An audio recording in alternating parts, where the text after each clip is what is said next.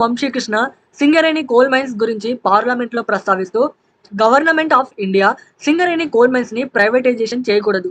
Singareni coal mines ఇప్పటికే చాలా ఇబ్బందుల్లో ఉంది.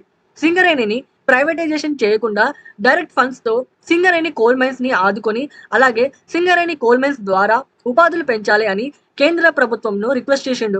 వంశీకృష్ణ అడిగిన ప్రశ్నకు సమాధానంగా సింగరేణి కోల్ మైన్స్ ని ప్రైవేటైజేషన్ చేసే ఉద్దేశం గవర్నమెంట్ ఆఫ్ ఇండియాకు లేదని, అలాగే సింగరేణి కోల్ మైన్స్ లో కేంద్ర ప్రభుత్వంకు కేవలం 49% వాటా మాత్రమే ఉందని, స్టేట్ గవర్నమెంట్ కు 51% వాటా ఉందని, దానితో పాటు సింగరేణి కోల్ మైన్స్ పై 100% అడ్మినిస్ట్రేటివ్ కూడా స్టేట్ గవర్నమెంట్ చేతుల్లోనే ఉందని పార్లమెంట్ ద్వారా యావత్ తెలంగాణ ప్రజలకు తెలియజేయడమేమనగా కేంద్ర ప్రభుత్వం సింగరేణి కోల్ మైన్స్ ని ప్రైవేట్ పరం చేయదు.